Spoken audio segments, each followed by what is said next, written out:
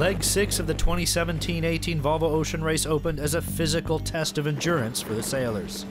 Choppy sea states, winds upwards of 30 knots, provided uncomfortable conditions for the sailors, both above deck and below. No, not a joke. I can't wait for the doldrums.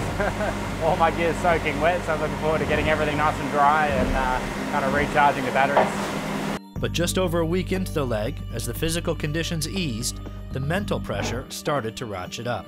Team AkzoNobel and Sun Hung Kai Scallywag capitalized on an earlier decision to take an inside track on the leading quartet, finding better winds and making faster daily runs, moving them up the rankings to the head of the fleet. It's super long way to go, of course, but it's fantastic to lead. And I mean, it's always better to lead than to follow. But now with the upcoming areas we're going to sail into around the equator with lighter winds into the doldrums, it's a big challenge for us because you make choices and basically the guys following you can see if they work out or not. So that's always then you're a bit of a vulnerable spot. So, but we'll see. In contrast, Mapfre and Dongfeng race team, first and second on the overall leaderboard, locked into their own private match race.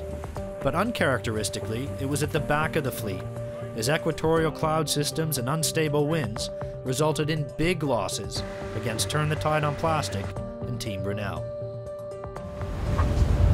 Not at a good position, I think we should be more east, but so we follow Mapfre, and for the first time he make a really bad choice, I think.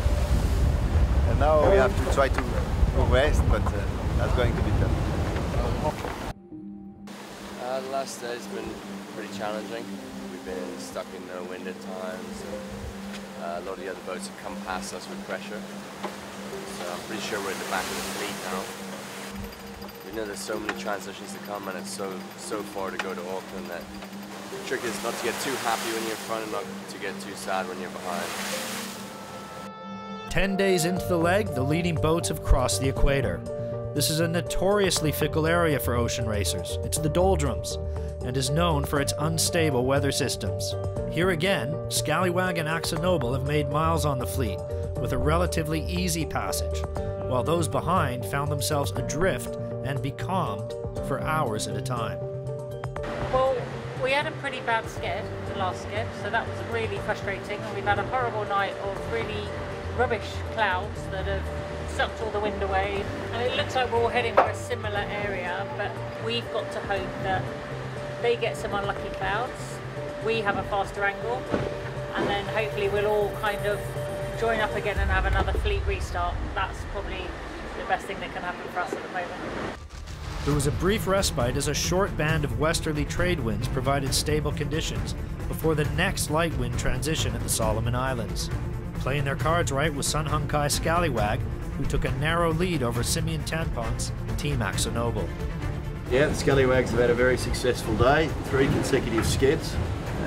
So in 3 consecutive skids we've gone from 54 miles behind to 6 miles in front. But we've got a lot of light air we've got to get through, and Exo are only 6 miles behind, so yeah. 2 boat runs. Keep it rolling. Keep it rolling, son. Yeah.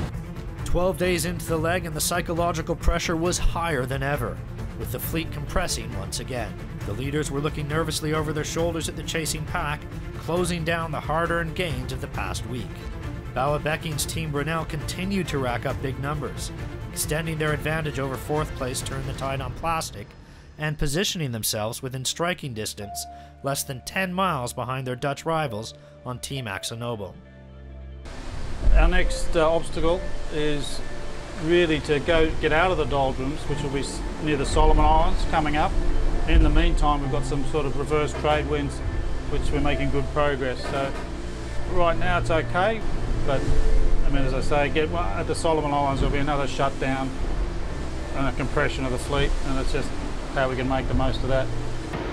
There is more of this ahead, and a complete shake-up of the leaderboard is very possible. The fleet is expected to compress once again, with winds forecast to ease significantly, opening up a chance for the trailing boats to get back in the fight. With just under 2,000 miles to go, the fleet is expected to finish in Auckland in around 10 days' time, but the order across the finish line is far from settled.